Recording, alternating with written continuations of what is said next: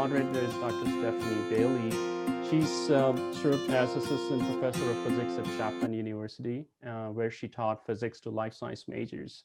And she also has a lot of interest, and she uses novel ways to integrate science and art and science to enhance STEM learning. Stephanie received her PhD in experimental nuclear physics from College of William and Mary, Williamsburg, Virginia, and received her postdoctoral fellowship from Stanford Cancer Intervention in Department of Radiology at Stanford University School of Medicine. She also served as the project lead in Center for Health Policy at Stanford University School of Medicine. Additionally, she served as Senior Research Associate in Virginia Commonwealth University Department of Healthcare Policy and Research. And interestingly, she was also Science and Tech Policy Fellow at AAAS. And then before joining Chapman, she was a physics lecturer at University of California, Santa Cruz. Thank you, Dr. Singh, and welcome everyone to our career and e-networking mixer event about teaching careers for STEM scientists. To sort of reiterate what Dr. Singh said, especially for those of you that are joining us for the first time, this event is part of the Graduate Professional Success, or GPS program, specifically for PhD students and postdocs in STEM fields at the University of California in Irvine. It's sort of a career and professional development program, if you will, and their goal is to better prepare STEM scientists for a variety of careers within the STEM workforce. And given the pandemic and the online platform for this event, we've welcomed and encouraged participants from other institutions to join. Again, the topic of today is teaching careers for STEM scientists. So if you're at all curious or interested in teaching as a future career, then you're definitely in the right place. We have a diverse and very accomplished panel of professors from both public and private institutions, from the West Coast to the East Coast, and it will be my pleasure to introduce you to them. Again, as Dr. Singh said, please feel free to ask questions in the Q&A box at any time. And you don't need to save your questions to the very end. We'll look at those audience questions as we progress and answer those that are relevant to the current discussion. So next, I'd like to take this opportunity to briefly introduce you to our panelists, starting with Dr. Deborah Fraser. She is an associate professor in the California State University Long Beach Department of Biological Sciences. That's a public university in Long Beach, California, and they have a student enrollment of about 40,000 students, just to give you an idea of student enrollment. Then next we have Dr. Rachel Dominguez, and she's an associate professor of physics at Randolph-Macon College. And Randolph-Macon College is a private liberal arts college in Ashland, Virginia, which is a little bit north of Richmond. And it's a much smaller school than Cal State University Long Beach. I believe the enrollment at Randolph-Macon is around 1,500 students. And then finally, our third panelist is Dr. Arjun Nair, and he's an assistant professor in the Santa Ana College Department of Biology. And Santa Ana College is a public community college in Santa Ana, California. It's near Irvine. And it also, like California State University Long Beach, has an enrollment of about 40,000 students. And so with that said, panelists, I'd like to begin by asking you to describe to us your current teaching role and expertise. So for example, which subjects, topics, and classes do you teach? Do you teach predominantly lower or upper division, or a combination of both? Do you teach majors or non-majors? How many classes and preps do you typically have each semester and each quarter? So let's start with Dr. Fraser, please. Cool. Okay. Yeah. So I'm just up the road. I was a postdoc at UCI, so I've been where you are. I actually interviewed all over the country and ended up 10 miles up the road. So go figure. But that's not the question. Yes. So we at Cal State Long Beach, we have a sort of mixed teaching and research role. We are hired to teach 12 units per semester, but I have never once taught 12 units per semester. So that, that would be essentially 4 classes. The most I've ever taught is 2 in a formal sort of teaching environment, because we also get credit for teaching students in our lab. And as our research grows, we get sort of bought out of some teaching. So I teach routinely every year. I teach a lower division intro to cell and molecular biology, because I was hired as a cell and molecular biologist. And so that's a class that can have anywhere from 150 to 250 freshman, sophomore students in it learning cell biology for the first time. The large lecture classes are interesting because it's quite hard to sort of connect on a level, especially through Zoom. So that's kind of the challenge of that. But you get them when they're young and fresh and excited. So that's a benefit. I also teach an upper division cell and molecular biology lab to 16 students. So I go, all the way through. And then I teach what they call an elective. So in my specialty, which is, well, my specialty is immunology, but I actually teach cancer biology, and our cancer biologist teaches immunology, but that's just how it works out sometimes. So that's a class of around 30 upper division senior student undergrads, and also I have some master's students in that as well. And I pretty much just rotate through those through my time, but also I get credit for teaching students in my research lab as well. Great, thank you, Dr. Fraser. I would love to hear from Dr. Nair at this point. So hi, I'm Arjun. So like mentioned, I teach at Santa Ana College, which is also just a little north from UCI. It is a public community college.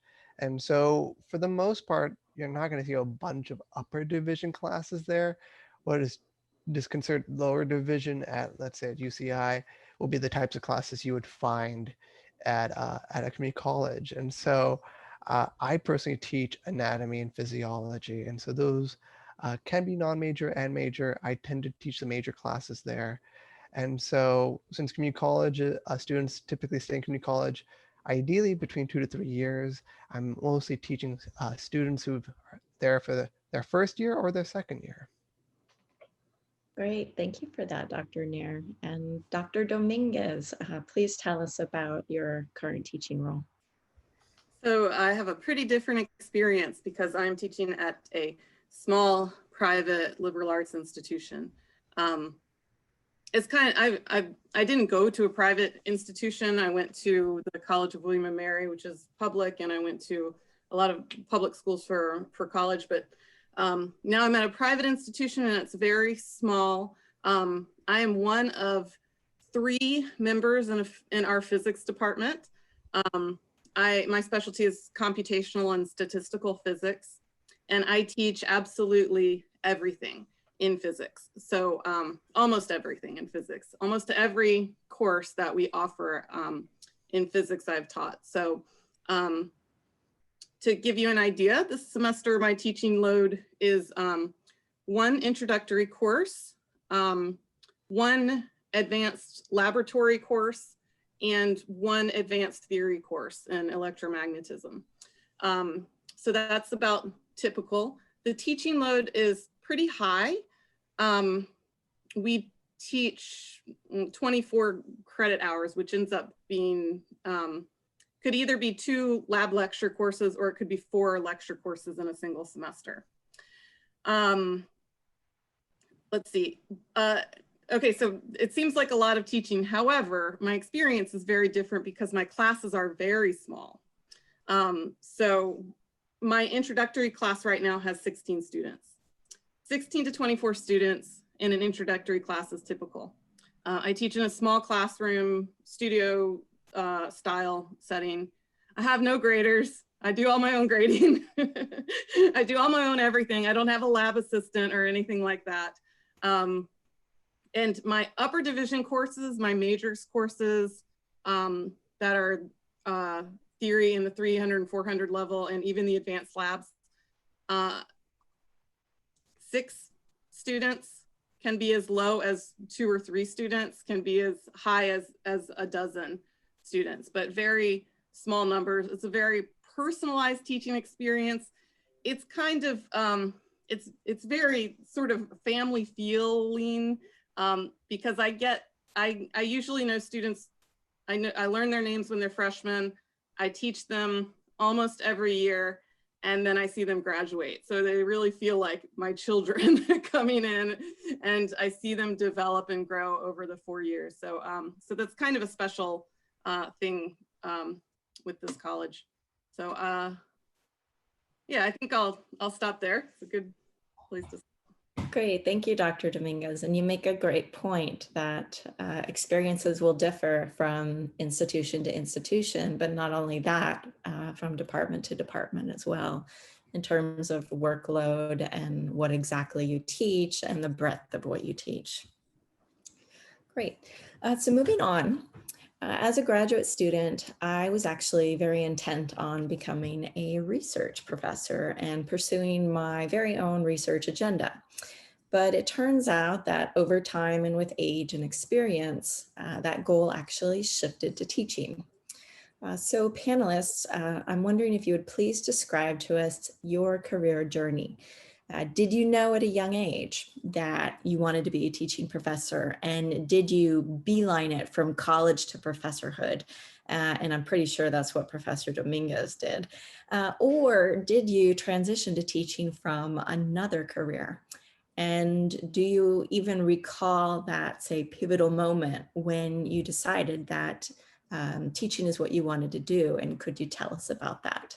And so let's start with Dr. Dominguez, working in reverse here. So I can't say that I knew that I definitely wanted to go into a teaching career, but I did go straight into a PhD program after college. So Stephanie and I were actually in college together. Our senior year, I kind of didn't really know what I wanted to do, and everybody else around me was applying to PhD programs. And I went to my advisor and I said, give me some schools to apply to. I guess I'm going to do this. So so I applied, and I went to the University of Washington to start out my PhD program there. And at that point, I was kind of just doing what everybody else was doing, which was, you know, at the start of my PhD program, working very hard in my courses. And everybody around me had some goal of getting into the particle theory department or getting into experimental physics or something like that. And I didn't know exactly what I wanted to do. So eventually I did what everybody was doing in a PhD program. I started trying out some research. I actually made a big shift from the West Coast to the East Coast to join my partner, and transferred into Boston University. Actually, I should mention that before I went to Boston University, I taught 1 year of 9th grade physics in a public charter school in Cambridge, Massachusetts, which was an urban public school. It was very interesting. I thought that I might just, I said, maybe I'll love this and I'll just keep teaching high school for the rest of my life. I did not love it. I did not hate it. I thought it was a really interesting experience, and it was very educational for me. I did like teaching, but I didn't have any preparation for classroom management, this sort of thing. So I said, you know, I really want to go back and finish my PhD. So I went to Boston University, and I got into a research group, and I started doing research, and I always sort of had my teaching gig on the side, which was, by that I mean I had a teaching assistantship that was funding my way through my PhD program. So I was doing some some grading, as well as teaching some problem sessions, as well as being in the classroom and helping out with the professors who were teaching the large lecture courses. And one thing that I noticed was that some days I would go into the office and I would have a full day of research, and I would come home and I would be very exhausted. And other days I had a full day of teaching, and I would come home and I would just be happy and energetic. And so I just kind of learned that teaching was really for me. I still enjoy doing research, and I do research, but mostly in the summer, because my college really is a teaching university. It has a high teaching load. But I sort of just found out about myself that this is the type of thing that really gives me energy. I like interacting with the students. I like being around people. So that's kind of when I knew. I can also say that when Stephanie and I think we were in the same quantum mechanics class as undergrads. And I remember thinking, this guy has the best job in the world. And so I had it in my head. But it took a while for me to really figure that out. So I did go, from the time I was in the last few years of my PhD program, my advisor knew that I wanted to go into teaching. I did a research postdoc, but still with the goal of ending up at a place like I am now, at a place where I do mostly teaching and some research. Okay, thank you, Dr. Dominguez. Dr. Nair, would you please share with us your story? Yeah, so I didn't know I wanted to go in teaching until probably halfway through grad school. So I think as an undergraduate student, I was really interested in the theories I learned in my classes. I was one of those students who would hound my professors during office hours, like, what if this situation? What about that situation? And then they told me, you know what, you should go to grad school. And I said, okay. So I went to grad school. I loved research. And then I was kind of forced to TA on the side to kind of pay for being a grad student. And so as I kind of went on and TAing and did the research, I loved my research. I loved doing the research. But as I kind of went on, I frankly kind of got jaded by the institutions around research, and simultaneously kind of falling in love teaching students and kind of getting them excited the way I was excited as a student too. And so somewhere in that middle of grad school is kind of when I made that transition. It's like, this is more enjoyable than that. And so I switched into teaching. I remember I was very careful in when I told my PI about when I wanted to just fully commit to teaching and whatnot. I remember I specifically waited till after I advanced. But once I did that, they were like, okay, good luck with that. And I was kind of off to the races then. And so that's kind of how I kind of stumbled onto that path. Thank you for that, Dr. Nair. And Dr. Fraser, could you please share with us your career journey?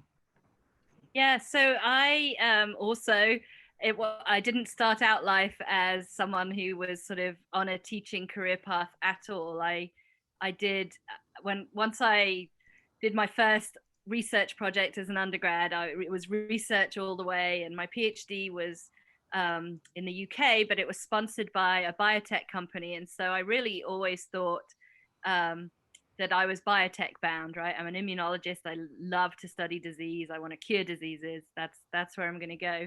But I was torn because I also super loved California. I had done an exchange year as an undergrad and at UC San Diego. And I was like, well, clearly I will be postdocing in America and or California.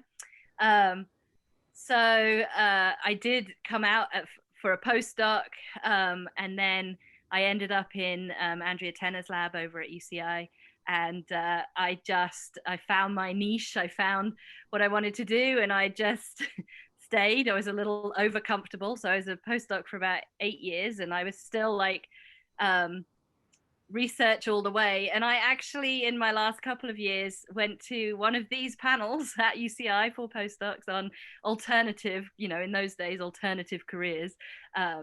For people not necessarily going on to become professors at R1 institutions. And someone from Cal State Long Beach was there, and she was telling us, about how it had this mixture between research and teaching, which meant you didn't have to get sort of 3 R01s to run your lab, but you could still have a really nice research program.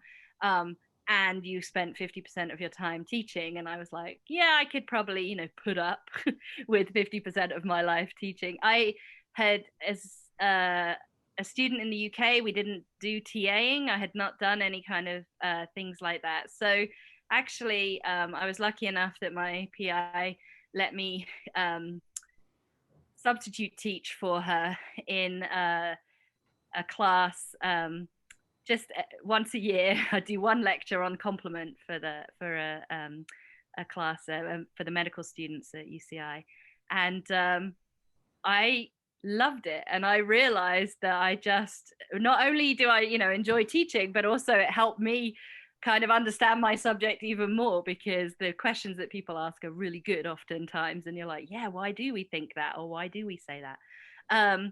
So then I wouldn't say I'm a traditional applicant for a teaching job, right? Because it was a bit of a, well, I really hope I like it, because otherwise, you're going to hate 50% of your life if you don't.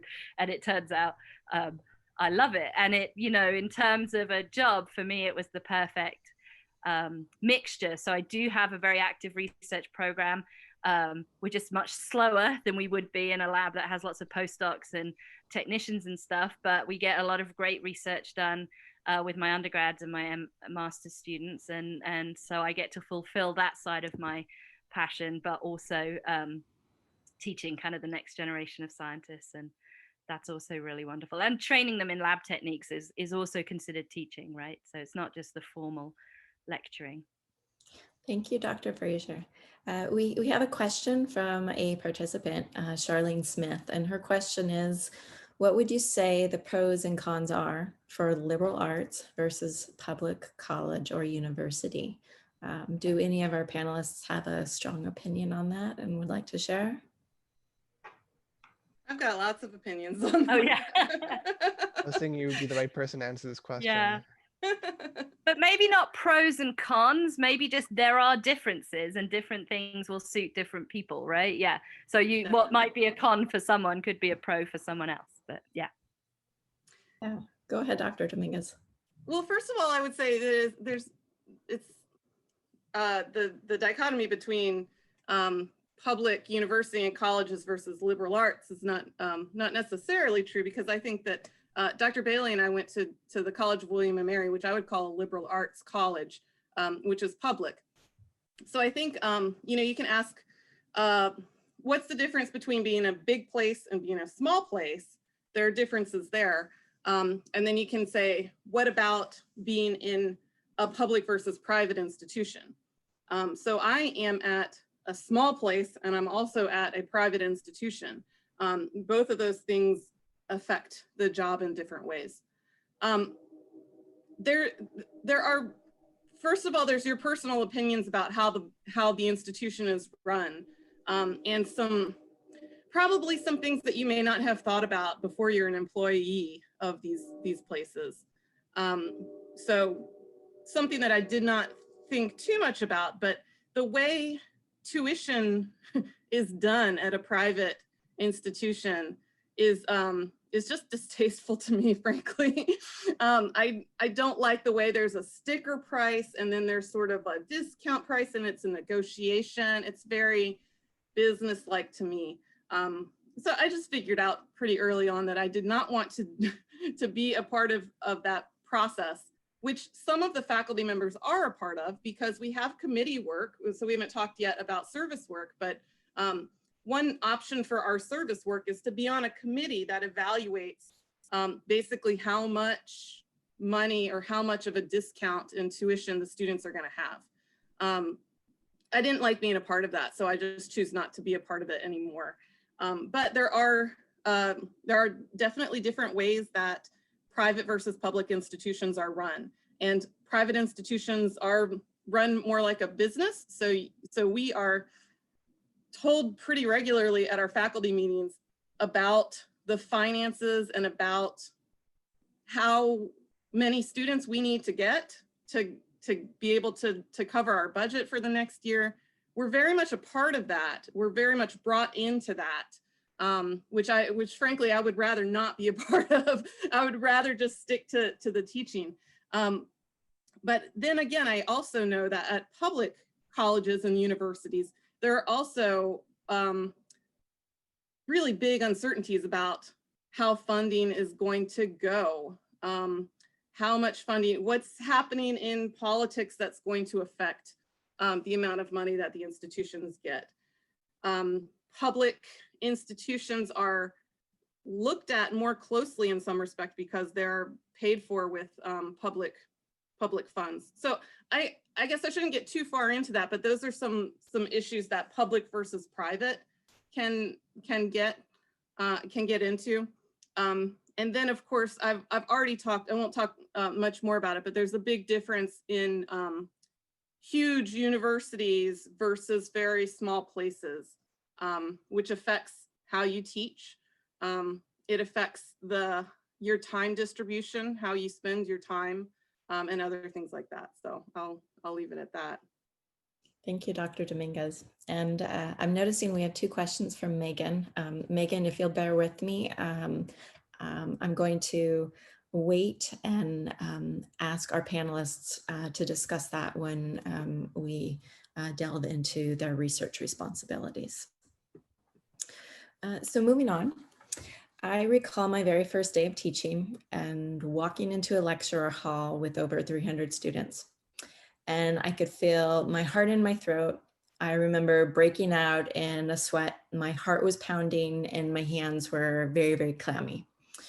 Panelists, did you always have confidence in your teaching abilities, or was this something that you developed over time? How did you know that you would be a great teacher? So let's start with Dr. Nair, please. I have a really funny story. So small digression. When I started teaching as a TA, in hindsight, I kind of realized I was extremely nervous. But for some reason, I psyched myself out saying, I'm doing fine. I got this under control. And then I was teaching physiology lab. And so I was showing students how to use this device called a pulse oximeter that measures, it can measure your heart rate. And so like, okay, students, you just kind of put on your finger and you can read your heart rate. And I looked at it and I said like 140 beats per minute. And I was like, oh, that must be wrong. And I quickly took it off. And that's when I kind of started realizing like, I'm nervous about this. Even though I kind of thought otherwise, I needed a machine to tell me I was nervous about when I started teaching. So of course I was very, very, very nervous teaching. But in hindsight, it seems a little silly, but I did get, student feedback. Students like, oh, I enjoyed this, I enjoyed that. And it is anecdotal, but in the beginning, that's what kind of encouraged me. And I think that's important because that kind of I kind of asked myself, okay, I did that right. What else can I do better? What else can I improve on? And that was kind of a starting place. That's kind of when I kind of started thinking about taking my teaching seriously. Is weirdly when I got a compliment from a student rather than a complaint. So that's kind of where I started. And yes, I was very, very nervous when I started. Great, thank you, Dr. Nair. Dr. Frazier or Dr. Dominguez, would you like to add something here? Sure. I mean, having never really run a class myself, Long Beach were kind to me and let me co-teach a class when I first started, but they put me in genetics, which is hilarious to me because I was literally 1 chapter ahead of the students at any moment in time. But the other teacher would come to all my lectures and then she would go over all the things I got wrong and all the, mistakes I made. And I'm a great believer in sort of faking it till you make it, right? So I was like, I'll just project confidence. I had to buy like proper shoes because I only lived in like tennis shoes my whole life. But it made me feel, like I was really a professor. But my favorite evaluation from my first semester was, her lectures do not always go smoothly, but she brings a lot of enthusiasm. So I think you know, and it got better from there. It was a steep learning curve that first semester. They've never let me teach genetics again, so they've moved me straight into molecular biology, which I'm much happier in that. But yeah, I think doesn't hurt to have a British accent. My evaluations always like my British accent, so I'm like, excellent. Doesn't matter what the content is then, as long as you say it with a British accent. No, you can learn, you can develop teaching skills for sure, and if you're in the right institution, they will help you develop those skills. Thank you. Dr. Dominguez, would you like to add something? Yeah, I'll add a funny story that is not about a British accent, because obviously I don't have one, but I've always been pretty good at projecting, and I had an 8 a.m. class one time, 8 a.m. recitation section, and I had 4 classes sort of right after the other one, but only in the 8 a.m. section did I get the comments multiple times, "She's very loud." I think that had to do with the early hour. So there are 2 things that I think helped me become more confident over the course of my life, really, because as a high school student, I did not a ton, but I was involved in high school theater. So I did a little bit of acting, and I did a lot of debate and forensics. So I really liked the performance aspect. I still am nervous. I still get nervous every first day of class, but I definitely have an enjoyment being up in front of people. I think that that's fun. So I do also try to project a lot of enthusiasm in the class, because I am genuinely having fun. Another thing that kind of makes me more comfortable about being around students was just before I taught my own class, I had a lot of experience just finding little opportunities to do some teaching. So when I was at the University of Washington, I started out as a teaching assistant, and we did tutorials with students. So it wasn't a lecture position. It was sitting down with the students and working with them, and working on Socratic dialogue and that sort of thing. And it really helped to get into the mind of the students, I think. And then, you know, I taught 9th grade, so that was a whole new experience. Then I was at Boston University. I did some more, I did some substitute lecturing, which was really helpful. I ran some of my own recitation sections, and I also had an opportunity to be, and it was called an NSF K-12 fellow, which put me into some urban high school environments, and I worked with the physics teacher there. So I had sort of a lot of different experiences, and that gave me more confidence for how to handle different situations when I went into my own classroom.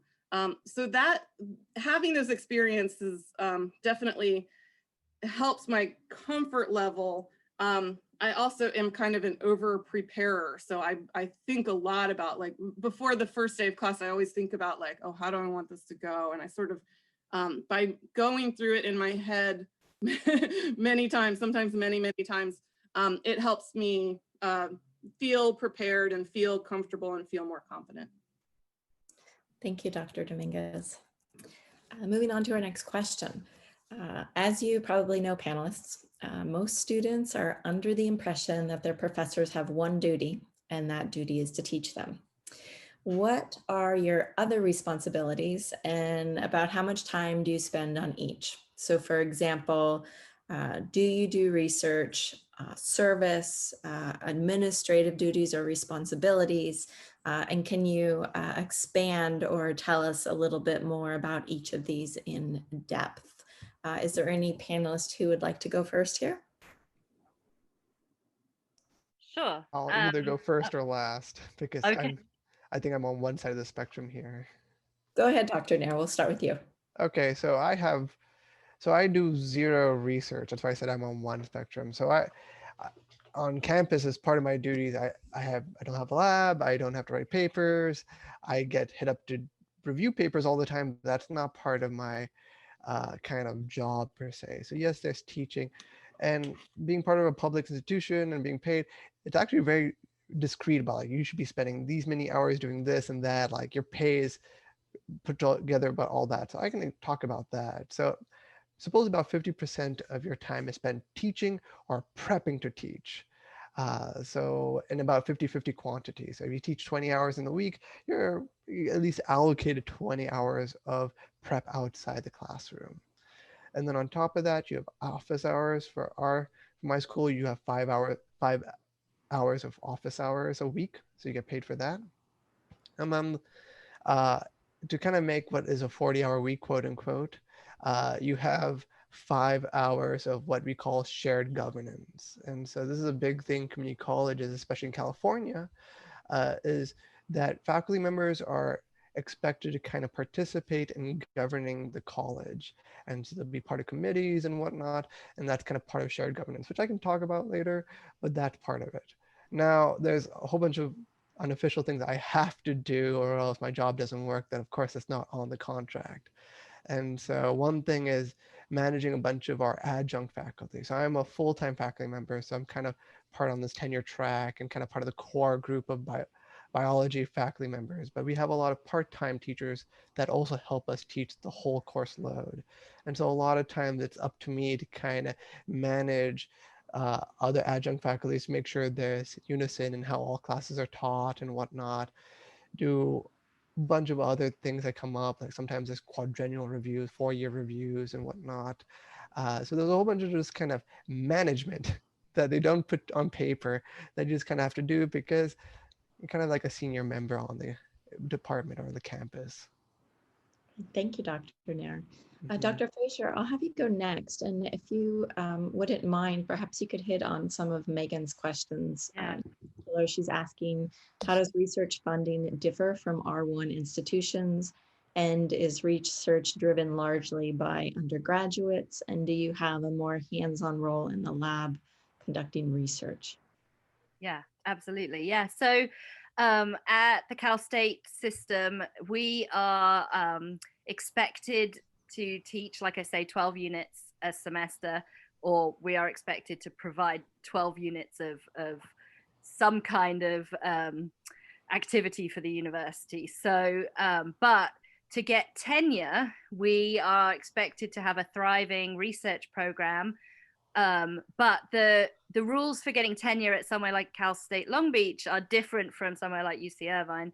We do not have to have a big multi-million-dollar R01 grant. We just need to have applied for external funding just to meet the baseline requirements for tenure. And if you get funding, then you move into the excellent category rather than just the competent category. But you also need to have published 3 to 5 papers with Cal State Long Beach student authors on them, which sounds fairly simple in 5 years, but it turns out, especially in different fields, it differs, right? There are some computational biologists that can get 5 papers in a month, really great papers, but in fields like immunology, where you've maybe got a multi-mouse model or something, it can take years. And especially because, yes, our undergraduates are really our main drivers of research in the lab. I have 12 undergrads and usually 1 to 2 master's students in my lab. And so there's a lot of turnover with that as well. So I am in the lab. In fact, I was in the lab all day yesterday, hands-on, showing students how to split cells and how to treat cells and how to analyze data. So I don't do a lot of the generating the data myself, but a lot of the training is me, just because you have a turnover of people that leave before the next ones are trained up. So so there are grants. So we do have to get a grant. It is important to get a grant if you want to get tenure, because you need to be able to do research. If you work in an expensive field, right? My reagents, my antibodies, my cells, my media are expensive. There's people in my department, because it's a biology department, who count oysters on the shore, and so they don't need a huge amount of money, maybe some gas to put in the truck to take the students down to the beach or whatever. So all equally valid research, but some is more expensive than others, so it depends what you work on. But there are research grants from and I know NIH better than NSF, but that we are eligible for, that bigger institutions are not. So it's quite hard for me to get an R01 because grant reviewers say, oh, I don't know if you can, you can do what you say you can do at a Cal State. We can, but grant reviewers may not believe that. But we're a Hispanic serving institution, so there are grants like the R15 mechanism, the SCORE grants that specifically encourage or are specifically designed to fund faculty at smaller institutions. So they're smaller grants. I've been very successful getting the SCORE grants, which are sort of $300,000 4-year grants. That's for the total 4 years, so $75,000 a year. But that's all I need to run a smaller program. But then it just means the rate of research is slower. Thank you. Yeah. Thank you, Dr. Fleischer. Dr. Dominguez, would you mind answering Preeta's question, please? And her question is, do teaching professors also have to go through a tenure track system similar to what research profs at R1 universities have to go through? And I'm picking on you specifically because I know that you're primarily a teaching professor and you do have tenure at this point. Yes, so I did go through a tenure process, and I'm now tenured. It is a tenure process analogous to the tenure process that you would go through in an R1 university, but it's also very different. R1 universities typically have some specific requirements. So Deborah mentioned 3 to 5 papers with undergraduates or something like that. At my university, at my institution, college, we don't have specific requirements like that. And that's kind of one of the problems, is that there's sort of vagueness to it. We complain about that a lot, that the expectations aren't as clear as they should be.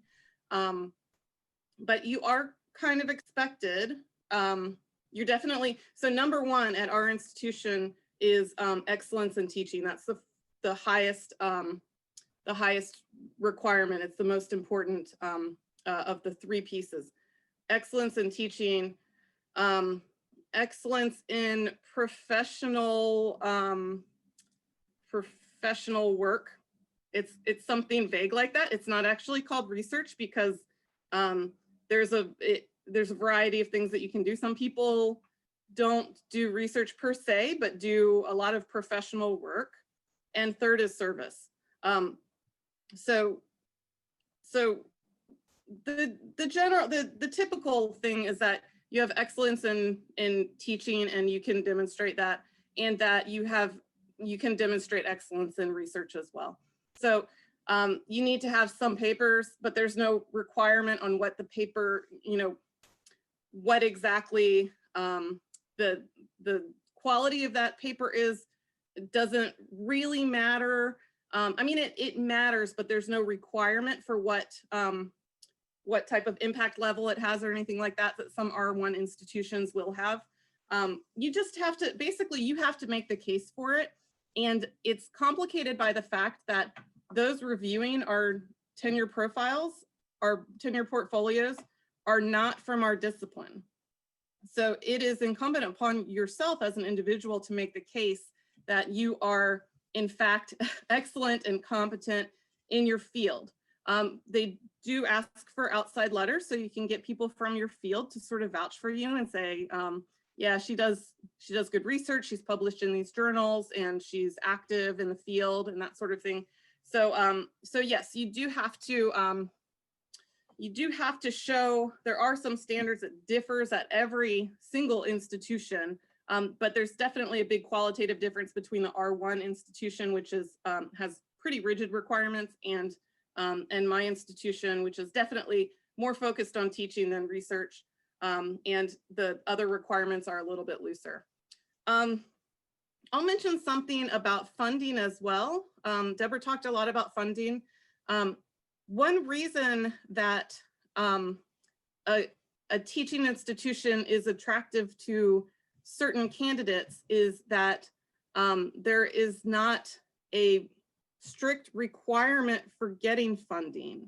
So we have a new engineering professor who's a senior level, and he came from VCU, Virginia Commonwealth University, which is a much bigger university, and the direction of that university is going towards requiring the professors to bring in more money, to bring in more funding. And so this particular professor who moved over to our institution from there was just kind of, he had been around for a while, and he thought he did get plenty of grants, but he didn't like the pressure of having to get those grants. And he liked to have a little bit more flexibility. So we were hiring, and he came to our college, and now he still gets grants. And certainly if you're at our college and you get grants, that's looked upon favorably, but it is not required. And I'd say that there's a lot more value put on a diversity of accomplishments. So there are, of course, you can get research grants. I've been a part of a teaching grant, which is a NOICE grant through NSF, which is gives scholarships to aspiring high school science teachers. So there's funding coming in that way, but it's not necessarily a research grant. And I've also been a part of another NSF grant that is supporting high school Latino women who want to go into the STEM field as well. So we have those sorts of educational grants that we get and we bring in. And I'd say that those grants are looked at just as favorably as the research grants as well. We still do have some, I guess another thing is that the state of funding in the NSF, and I don't know as much about NIH, but NSF grants are getting more difficult to get. The percentage of acceptances is going down. So it's more competitive, and some people don't want to be to have that much pressure to have to get a grant when it's harder and harder to get a grant, and your tenure depends on that. So that's, you could call that a benefit. Thank you, Dr. Dominguez. I'm I'm noticing we're running a little short on time, so let's try to cover maybe one or two more questions. Are there any challenges or hurdles associated with this profession to consider prior to embarking on a career in this field? For example, biases, discrimination, diversity, climate, pay or salary, politics, job security, entitlement, or consumerism? And if so, how do you overcome those? Let's see. Do any of our panelists have a preference to go first? It's a tough question, isn't it? That's a lot of things you mentioned there. We can. Yeah, you could just pick one that you maybe feel strongly about. I'll talk a little bit. Go for it. Okay, so I'll talk a little bit about being a woman in physics. In physics is a field that differs maybe from the biological sciences in that we've got a pretty low percentage of women, an even lower percentage of women of color, also a low percentage of humans of color. So there's lots of barriers sort of all around. I can say that for me, I've been pretty lucky that I haven't had a lot of explicit problems with hostile people, but certainly that exists, and I believe that it exists more. I don't know. I believe that it exists more in the environment because there are so few women. So there are definitely culture problems that we could have a whole panel discussion on. For me personally, what I have dealt with the most is starting a family in this field, where it's kind of expected that you do what your advisor tells you to do. So as a PhD student, I was sort of giving messages to my advisor like, hey, I'd like to go into teaching and I'd like to go with my husband after we graduate. We'd like to be together. And he was sort of like, no, what you do is you go take a postdoc somewhere and he takes a postdoc somewhere else. And then, you know, you're away from each other for a few years. You get back together later, it's fine. And so these sort of like gentle nudges didn't really go anywhere until I went to him one day and said, so I am pregnant and I would like to stay with my husband. And he said, okay, in that case, I think you should be with your husband. So I negotiated having 2 children right at the end of my PhD and right at the beginning of my career. As a matter of fact, I found out I was pregnant with my second child a couple of days before I got my job offer for the current job that I have. So that was interesting. So I've dealt with, I'll just leave it at that. If you'd like to hear more about that, then maybe we can talk about it in discussions, but there's definitely some issues there. Thank you. And Dr. Nair, very briefly, what would you like to add? So I'll talk about kind of job security and salary, at least to kind of take a stab at getting a full-time position as a faculty member at a community college. You probably will have to basically become an adjunct professor, perhaps for, in fact, several years. And the job security that comes with being an adjunct is not great. Salary is also not great. It is to become an adjunct faculty, basically become a part-time faculty member full-time, is a tough career. And I had to do that for a handful of years before I got my kind of stable position. It's a rough road. I don't really have a bunch of solutions. I have small solutions here and there, but no overall grand solution to what is really a systemic issue. And of course, I'm willing to talk about that more in the breakout sessions too. Great, thank you. Let's see, let me check in with Dr. Singh. Dr. Singh, do we have time for one more question?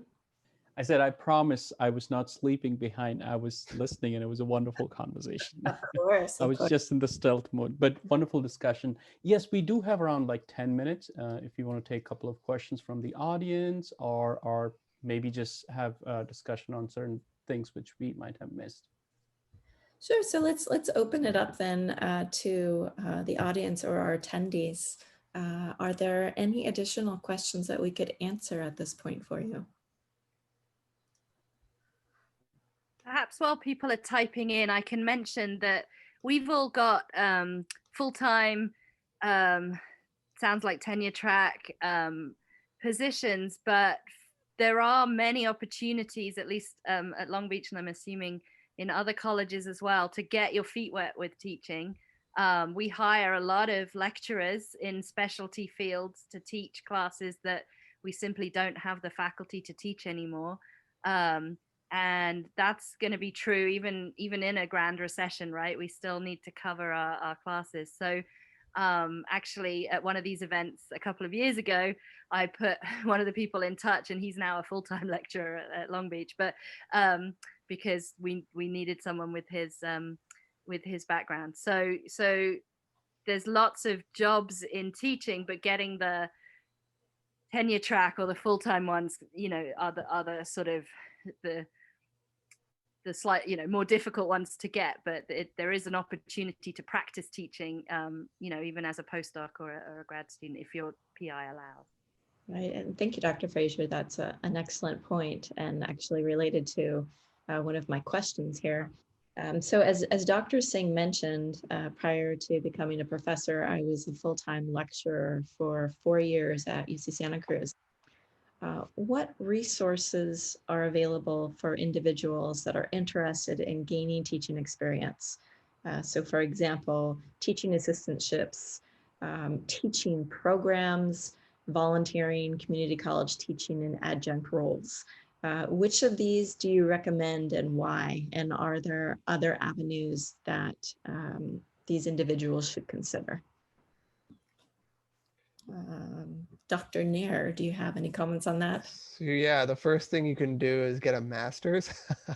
So if you got a master's before coming into your PhD program, then at least the community colleges, you have the qualification to teach under that master's. You have a master's in biology, you can technically teach any biology course, and it makes it much easier for a department to hire you as an adjunct if you have a master's. If you're about, I know this at UCI, if you're about to advance, you can take your advancement and make it also count as a master's thesis. You can get a master's via basically getting your committee to agree that you're master worthy. And then while advancing, you can simultaneously get a master's too. That's what I did. And it works out for the department because it looks like they graduated a master's student on top of it. So if you are about to advance or you're going to, by all means, it's just like another piece of paper, go ahead and do that. Get the signatures and do that, because teaching with a master's is a lot easier. If you've already advanced, I know at the community college level, it's possible to teach after with just advancing. It takes a little bit more paperwork, but you should definitely try to do it. And then other than teaching, if you're interested in the community college route, there is a program hosted by Graduate Division called CCCIP. Maybe the P stands for program, so saying program again is redundant, but it's basically the California Community College Internship Program. It's hosted by UCI's Graduate Division in partnership with neighboring community colleges, Santa Ana College, Orange Coast College, and one more that I don't remember. And so what this does is it gives you a mentor who is at least close to the discipline you're in, and you have now a community college contact, a mentor of sorts that tells you the ins and outs, basically everything that can happen inside and outside the classroom. And for me, it led to job opportunities in the future. I interned at Santa Ana College. I made inroads, and surprise, surprise, I now teach at Santa Ana College. And that won't always happen, but despite that not happening, that contact was invaluable in my understanding of the career and just broadened my horizons. Thank you, Dr. Nair. Dr. Dominguez, I know we touched on some of your background and in particular teaching high school. I'd like to give Dr. Frazier a chance to just share her thoughts about resources available. So actually, Dr. Singh might know better, but there's a couple of programs between UCI and Cal State Long Beach that help to promote teaching experience. So I'm working with someone even as we speak that she will be teaching one of my classes in the coming weeks. And that's I think she's in the prep program. And then, but you have another program as well, right? That connects postdocs with mentoring at Cal State Long Beach. But it's a mentored program anyway, so they put you in touch with someone that's in the same field as you, and then you discuss teaching methods. They teach one of your classes, you give them feedback, and I've given several people sort of feedback on application materials and stuff, and like I said, then we actually managed to kind of connect one person with an actual job at Long Beach. So I mean, that's not I can't guarantee that, but and a lot of going back to your other question about challenges is, Long Beach is a Hispanic serving institution, a minority serving institution. We heavily encourage minorities in science to apply to our programs. Our students need to see people teaching them that look like them, that have backgrounds like them, and we know that they respond really well to that, and we work very hard at making sure that when we recruit as diverse a population as we can, and that we also don't just sort of leave them out there to you're our diversity, you have to be on all our diversity panels and do that, that we support those faculty members as well to the best of our ability and make sure that they can thrive. And women in biology is a 50-50 anyway, so women are okay, but we do more than 50% of the administrative work, in my opinion, but we can talk about that another time. Yeah. So just to Can I mention, Oh. sorry, go ahead, Rachel. I just wanted to mention that a great resource for resources is for you to find professional organizations within your discipline. So in physics, it would be the American Association of Physics Teachers. And they have lots of resources for finding resources and also keeping abreast of the developments in your field. Great. I just want to add one more thing about the UCI thing. UCI has a program called Division of Teaching Excellence and Innovation. They do have a whole pedagogical fellows program, which students and postdocs can enroll into, and they do offer it, I believe, throughout the year. So I just added a link in the chat, dei.uci.edu. You can look up that program. And also our program, GPS STEM, when we were GPS Biomed, we used to offer something training program in teaching, which was called TAPSTEM, Teaching Apprenticeship in STEM, which now got taken over by DTEI. And they're still offering the course in some form where you can actually really work with an instructor and build a curriculum and teach the whole course. And it's a little bit more intensive, but then maybe you can do a little bit priming with events like this and networking, and then learn from other resources that Rachel mentioned about societies, and then take a deeper dive if you think that's really for you.